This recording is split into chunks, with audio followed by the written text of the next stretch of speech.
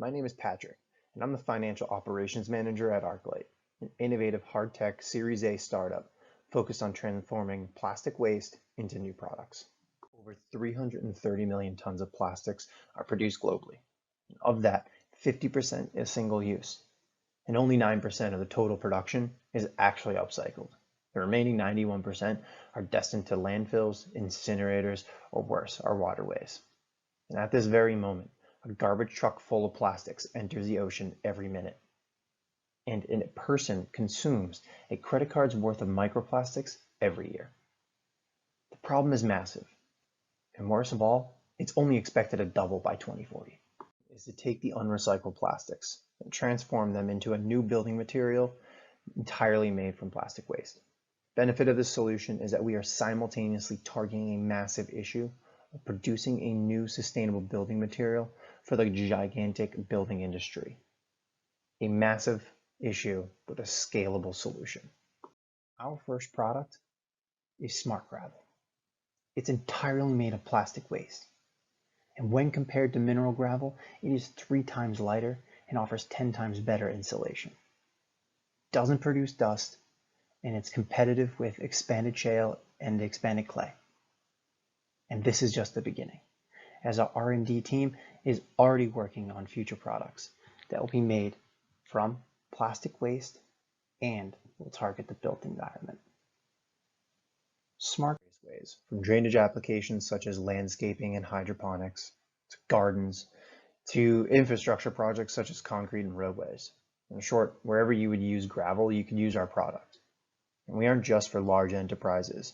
We are also available for the individual consumer who can use our product in their home improvement and gardening projects, or as a drainage layer at the bottom of their potted plants. Arqlite's cash flow depends on the sales of our finished goods. However, we also benefit from additional revenue sources coming from the delivery of our plastics to our facility, which we charge a fee that is competitive to landfill tipping fees. And we also license out our proprietary technology to strategic partners. Finally, financial markets and corporations alike are looking for alternative ways to offset their plastic waste generation. And soon, Arqlite will be offering plastic offset credits as a result of our diversion efforts. The combination of these additional revenue streams enables Arqlite to continue growing well into the future. Our first facility launched in 2018 in Buenos Aires, Argentina, with a production capacity of 150 tons a month. And in 2020, we launched our second facility in Southern California, which is 10 times the size and can produce up to 1,500 tons a month. And later this year, we'll be launching our first licensed facility in Europe. With our engines ramping up, we plan to expand beyond our current footprint, adding additional facilities, all while partnering with corporations to license out our technology that will only magnify the positive impact of our solution. As you can see, we can divert mixed plastic waste from our environment and upcycle the previously unrecycled plastics back into the economy. And clearly, by 2026, our impact is going to be massive.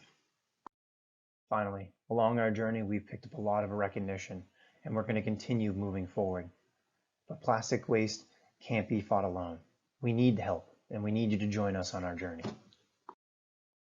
If you'd like to learn more and support Arqlite, please drop us a note. Follow us on social media, and remember, for every pound of Smart Gravel sold, that's 1 less pound entering our environment. Thank you. So we have a question here. Patrick, can you use any sort of plastic waste or only center types? So we can use everything except for PVC. So that's typically due to its chemical composition. And that's nice. And Patrick, I have another question. And have you ever thinking about do a partnership with like a Construtec around Brazil or world, or organization like Tattoo? I don't know if you want Tattoo, maybe you understand, maybe you know that. We are definitely open to multiple partnerships. Most of our focus, especially with the licensing model, has been more focused and geared towards large-scale construction companies and waste management companies. So those interested parties are in this group or collective, then those would be the best solutions. However, we would always be open to partnership agreements with other organizations as well.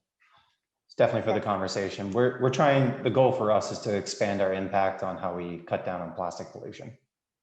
No, that's nice. And if you're a raw material for post-consumer disposal, how does it guarantee the contamination to be used as a garden bed or hydroponics? So we've already tested our product in terms of leaching studies, and it's passed pretty admirably. But in regards to decontamination, you know, the plastics we deliver, like I said, have passed leaching studies. They are clean by the time they get to you. It's a finished good product, and they don't deteriorate because of how they've conceptually are hauled together. And last question, does plastic waste needs to be clean, or can you manage plastic recovery from municipal solid waste not sorted at source? That's a good question. So actually, we get our post-consumer and post-industrial waste from waste generators. Post-industrial doesn't really need to be cleaned. It's typically already from industrial offset. However, our post-consumer is sorted already and cleaned by a MRF, and then we do an additional cleaning process here. Thank you. No more questions. Thanks, Patrick.